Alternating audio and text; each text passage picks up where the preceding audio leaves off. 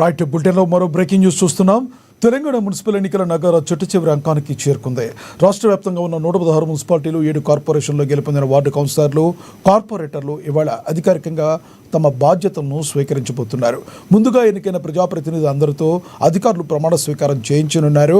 ప్రమాణ స్వీకారం పూర్తయిన వెంటనే మేయర్, డిప్యూటీ మేయర్, అలాగే మున్సిపల్ చైర్పర్సన్, వైస్ చైర్పర్సన్ల ఎన్నిక ప్రక్రియ ప్రారంభం కానుంది. ఈ ఎన్నికల ప్రక్రియను ముఖ్యమంత్రి రేవంత్ రెడ్డి అత్యంత ప్రతిష్టాత్మకంగా తీసుకున్నారు. గెలిచిన అభ్యర్థులకు, పార్టీ శ్రేణులకు దిశానిర్దేశం చేసేందుకు ఆయన జూమ్ మీటింగ్ని ఏర్పాటు చేశారు. ఎక్కడ ఎటువంటి పొరపాట్లకు తావు లేకుండా పార్టీ వ్యూహాన్ని అమలు చేయాలని ఆయన ఇప్పటికే స్పష్టమైన ఆదేశాలు ఇచ్చారు. కొన్ని చోట్ల బలాబలాలు సమానంగా ఉండడంతో కింగ్ మేకర్ ఎవరవుతారనే ఉత్కంఠ నెలకొంది.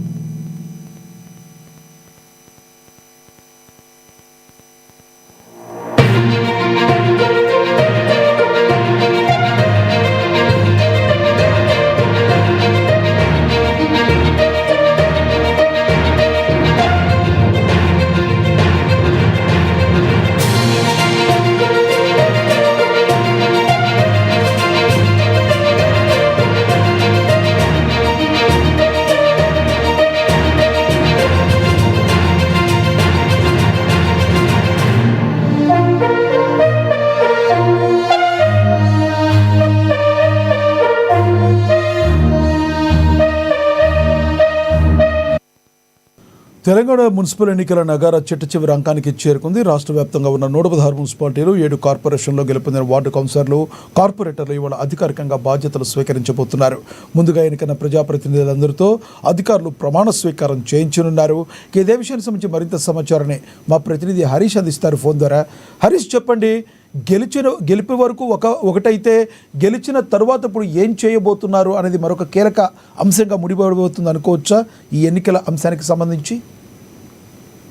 రైట్ లక్ష్మీనా, ఏదైతే కీలక దశకు చేరుకుందని చెప్పొచ్చు. మున్సిపల్ ఎన్నికల సంబంధించిన ఏదైతే ప్రక్రియలో ఇప్పుడు చైర్మన్, వైస్ చైర్మన్ ఎంపిక ప్రక్రియ కొనసాగుతున్న నేపథ్యం అయితే కనిపిస్తా ఉంది. ఇక ప్రధానంగా 116 మున్సిపాలిటీలకు సంబంధించి 7 కార్పొరేషన్లో గెలుపొందిన వార్డు కౌన్సిలర్లు, కార్పొరేటర్లు అధికారికంగా బాధ్యతలు స్వీకరిస్తా ఉన్నారు. ప్రజాప్రతినిధులతో అధికారులు ప్రమాణ స్వీకారం చేయిస్తున్న నేపథ్యం అయితే కనిపిస్తా ఉంది. ఇక డిప్యూటీ మేయర్ అలాగే మున్సిపల్ వైస్ చైర్మన్ పర్సన్ల ప్రక్రియ కొనసాగుతా ఉన్నది. ఇక సీఎం రేవంత్ రెడ్డి దీన్ని అత్యధికంగా అంటే ప్రతిష్టాత్మకంగా తీసుకున్న నేపథ్యం అయితే కనిపిస్తుంది. గెలిచిన అభ్యర్థులకు సంబంధించి కూడా పార్టీల శ్రేణులకు దిశానిర్దేశం చేసేందుకు ఆయన జూమ్ సమావేశం నిర్వహించారు. ఇక సమావేశంలో కీలకమైన అంశాలను కూడా ప్రస్తావించిన నేపథ్యం అయితే కనిపిస్తా ఉంది. ఎక్కడ ఎటువంటి పొరపాటు జరగకుండా పార్టీ వ్యూహాన్ని అమలు చేయాలని కూడా ఆయన ఇప్పటికే స్పష్టమైన ఆదేశాలు జారీ చేశారు. కొన్ని చోట్ల బలాబలాలు సమానంగా ఉండడంతో అక్కడ కింగ్ మేకర్ ఎవరు అవుతారని ఉత్కంఠ కొనసాగుతా ఉన్నది. ఇక మెజార్టీ స్థానాలకు సంబంధించి కూడా కాంగ్రెస్ పార్టీ మేయర్ అలాగే డిప్యూటీ మేయర్, వైస్ చైర్మన్ కి సంబంధించి కూడా ఆ పదవులను దక్కించుకునేందుకు కాంగ్రెస్ పార్టీ ఎత్తుగడలు వేస్తా ఉన్నది. ఇప్పటికీ ఏదైతే హంగ్ ఏర్పడ్డ సంబంధించిన 37 పైగా ఏదైతే మున్సిపాలిటీలు ఉన్నాయో వారికి సంబంధించి కూడా ఇప్పుడు కాంగ్రెస్ పార్టీ వ్యూహాన్ని కూడా సంధిస్తా ఉన్నది. ప్రధానంగా ఎక్సాఫిషియో ఓట్లకు సంబంధించి కూడా మంత్రులు కావచ్చు, ఎమ్మెల్యేలు కావచ్చు, ఎక్సాఫిషియో సభ్యులకు సంబంధించి ఇప్పటికే స్పష్టమైన ఆదేశాలు జారీ చేశారు. తప్పకుండా తమ ఓటు హక్కును వినియోగించుకోవాలంటూ కూడా జూమ్ సమావేశంలో ఏదైతే చెప్పిన నేపథ్యం అయితే కనిపిస్తా ఉన్నది.